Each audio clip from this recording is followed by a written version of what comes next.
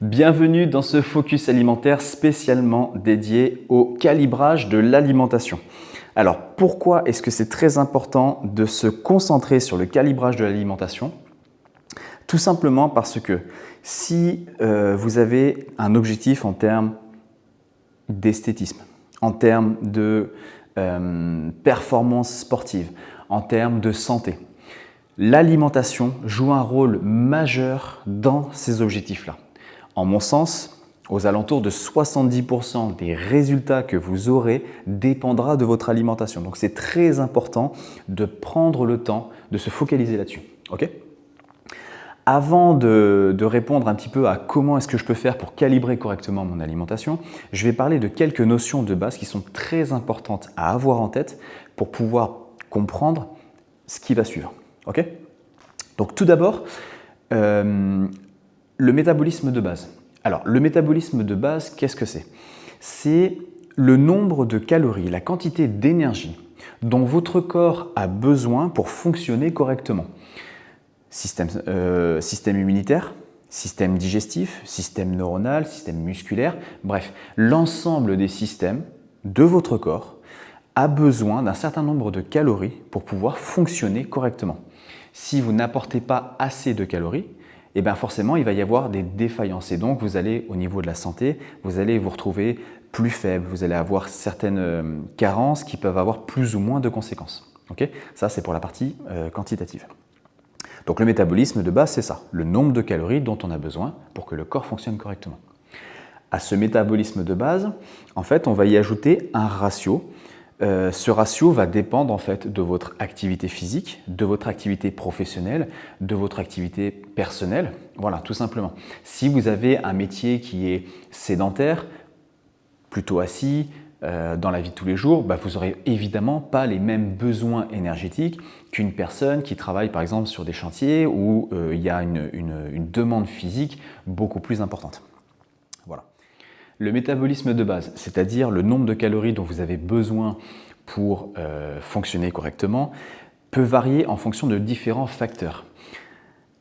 Votre âge, votre sexe, votre masse musculaire, votre activité physique va énormément jouer sur le métabolisme de base. Okay ? Donc il est très important de prendre en compte tous ces facteurs-là pour calculer de la manière la plus précise possible le nombre de calories dont vous avez besoin pour atteindre vos objectifs. Okay ? Une fois qu'on a défini notre métabolisme de base, auquel on a ajouté le ratio d'activité professionnelle, etc., ça va nous donner donc notre métabolisme d'effort. Okay ? Et à partir de ce métabolisme d'effort, on va pouvoir calculer la balance énergétique. Alors la balance énergétique, c'est quoi? C'est la dépense calorique, par rapport à l'apport calorique. La balance telle qu'elle est indiquée ici va nous permettre en fait de maintenir notre poids. Si notre objectif c'est de perdre du poids, et bien dans ces cas-là, il faut que notre dépense calorique soit plus importante que notre apport calorique. D'accord ? Là, dans ces cas-là, on se retrouve dans le cadre d'une perte de poids. Là, on est dans le cadre d'un maintien. D'accord ? Et si on veut faire une prise de masse, et bien dans ces cas-là, ça va être tout l'inverse. Il faut que l'apport calorique soit plus important que la dépense calorique. Donc, la dépense calorique, vous avez compris, c'est le métabolisme de base auquel on ajoute le ratio d'activité physique, etc. D'accord ?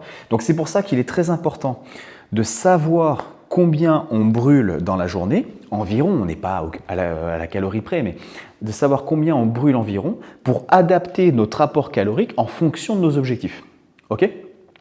Sans cette prise de conscience-là, on ne peut pas avoir de résultats. Ou alors, on n'aura pas des résultats assez rapides et assez conséquents pour rester motivé sur le long terme. Et nous, notre objectif, c'est quand même de faire en sorte à ce que notre hygiène de vie soit adaptée en fonction de nos envies, de nos objectifs. Donc c'est très important d'avoir cette notion-là. Maintenant, moi, comment est-ce que je peux vous aider pour trouver votre dépense calorique? Eh bien, c'est très simple.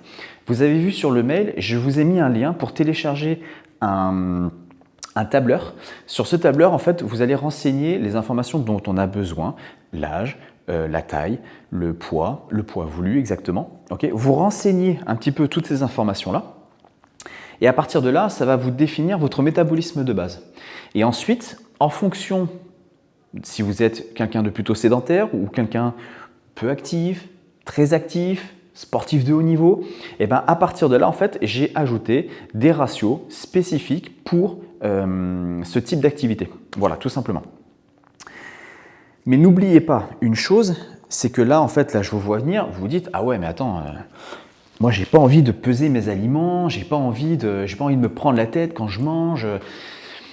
Alors, moi, quand les personnes me répondent ça, quand les personnes que j'ai en coaching me répondent ça, je leur dis, je suis d'accord avec toi. Moi, aujourd'hui, je ne pèse pas tout le temps mes aliments.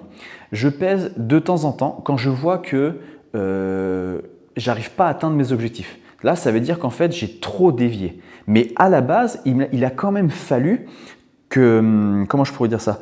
Il a quand même fallu que j'ai un repère pour pouvoir atteindre mes objectifs. Ouais. Et ces repères-là, vous êtes obligé de passer par la phase pesée. Donc, comment ça se passe? Voilà ce que je vous recommande de faire. N'oubliez pas que ces focus-là, ça ne reste que des recommandations établies par des professionnels. Et le but, en fait, de ces recommandations-là, c'est de vous aider. Après, libre à vous de les appliquer ou pas. Pendant 2, 3, voire 4 semaines, vous pesez vos aliments en fonction de vos objectifs et en fonction de votre métabolisme d'aujourd'hui. Okay ?